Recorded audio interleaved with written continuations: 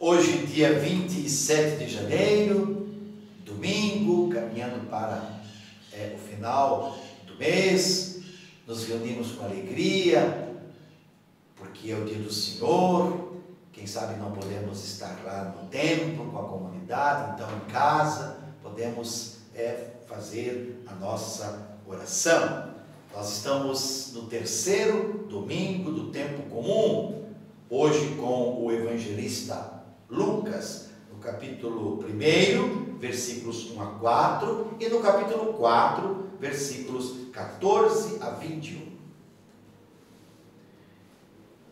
Muitas pessoas já tentaram escrever a história dos acontecimentos que se realizaram entre nós, como nos foram transmitidos por aqueles que, desde o princípio, foram testemunhas oculares e ministros da palavra. Assim sendo, após fazer um estudo cuidadoso de tudo o que aconteceu desde o princípio, também eu decidi escrever de modo ordenado para ti, excelentíssimo Teófilo. Deste modo, verificarás a solidez dos ensinamentos que recebeste. Naquele tempo, Jesus voltou para a Galileia com a força do Espírito, e sua fama espalhou-se por toda a redondeza. Ele ensinava nas suas sinagogas e todos o elogiavam. E veio à cidade de Nazaré, onde se tinha criado. Conforme seu costume, entrou na sinagoga no sábado e levantou-se para fazer a leitura. Deram-lhe o livro do profeta Isaías. Abrindo o livro, Jesus encontrou a passagem em que está escrito: o Espírito do Senhor está sobre mim, porque Ele me consagrou com a unção para anunciar a boa nova aos pobres. Enviou-me para proclamar a libertação aos cativos e aos cegos a recuperação da vista, para libertar os oprimidos e para proclamar um ano da graça do Senhor. Depois fechou o livro, entregou-o ao ajudante e sentou-se. Todos os que estavam na sinagoga tinham os olhos fixos nele. Então começou a dizer-lhes: hoje se cumpriu esta passagem da Escritura que acabastes de ouvir. Palavra da salvação, glória a vós, Senhor.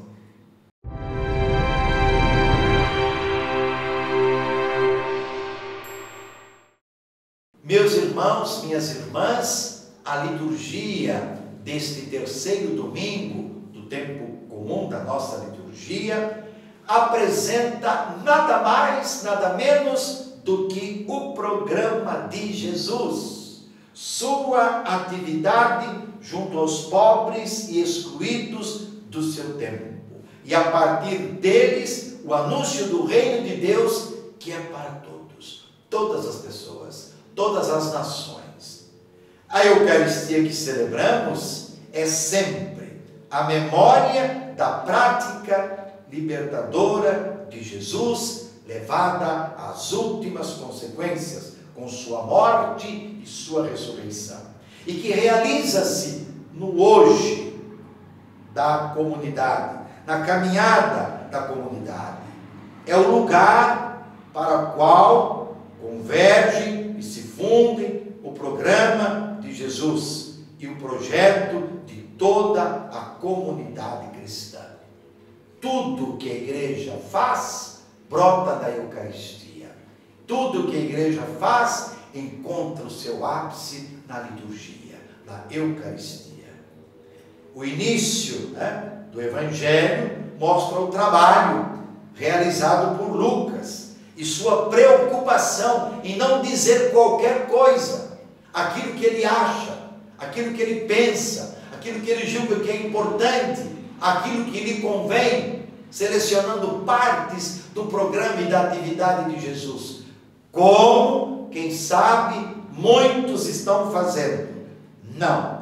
Sua preocupação está em apresentar com solidez e credibilidade o que Jesus ensinou e realizou. E ele, diz o Evangelho, fez um estudo cuidadoso de tudo o que aconteceu, desde o princípio, a fim de escrever uma narração bem ordenada. Ele pesquisou, sobretudo, as tradições existentes, transmitidas por aqueles que desde o princípio foram testemunhas oculares, que viram o que Jesus ensinou, participaram do que ele realizou. Toda a atividade de Jesus tem início e se sustenta sob a ação do Espírito Santo. É Ele, é o Espírito Santo que move Jesus. O Espírito do Senhor está sobre mim. Não é isso que ele diz lá na sinagoga? Ele me consagrou com a unção para anunciar a boa nova aos pobres. Enviou-me para proclamar a libertação aos presos, aos cegos a recuperação da vista, para libertar os oprimidos e proclamar um ano de graça do Senhor. Quem são os pobres? No Evangelho de Lucas, ele veio para libertar os pobres. São os que estão à margem do nosso mundo, da nossa sociedade, dos bens, vítimas dos poderosos, sem forças ou condições para resistir-lhes, desprotegidos, expostos à violência dos grandes. Diante deles, Jesus não fica indiferente e se apresenta como defensor dos pobres. Em todo o Evangelho, Lucas apresenta Jesus solidário, a favor dos empobrecidos e marginalizados, caminhando com eles. E os ricos, o que é que Jesus exige deles? Será que os ricos estão todos condenados? Que desenvolvam um programa de vida que se pareça com o dele. De quem? De Jesus. Questionando sempre a riqueza, para que não seja angariada a base da exploração dos pequenos e dos pobres. E, sobretudo, tenham presente que o importante é viver do essencial, porque o supérfluo é que gera injustiça, exclusão, corrupção. É oportuno compreender ainda que no ano da graça, anunciado por Jesus, já presente lá no profeta Isaías, era como que um indulto.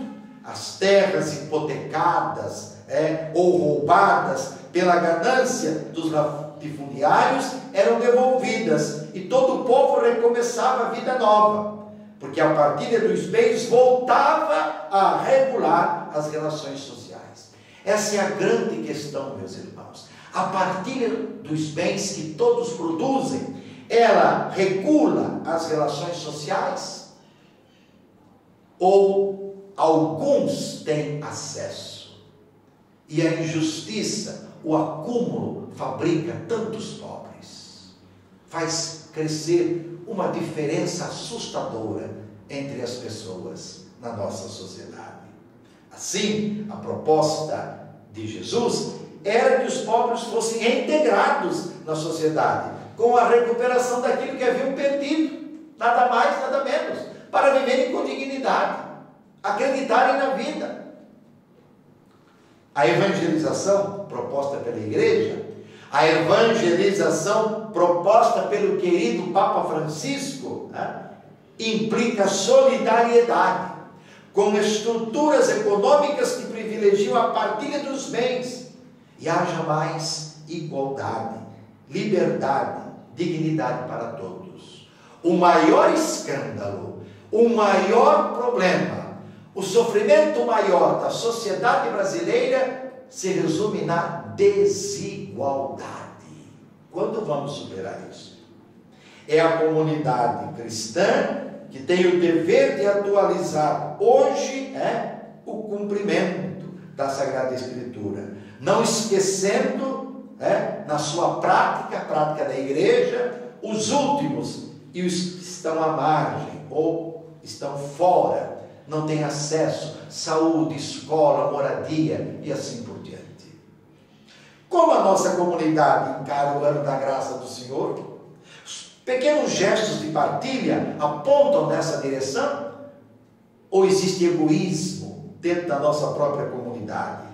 Nós acreditamos que o mundo justo, solidário e sem exclusão é possível? Ou nós não sonhamos mais com esta realidade? Nós já a esquecemos. É difícil demais. A palavra do profeta que Jesus pôs em prática encontra respaldo hoje em nossas comunidades? É o que devemos perguntar. O caminho está aberto à nossa frente. É preciso ter a coragem para trilhá-lo. O caminho da partilha, o caminho da solidariedade, o caminho do bem. E sobre todos dessa bênção de Deus Todo-Poderoso, Pai, Filho, Espírito Santo, permaneça para sempre. Amém.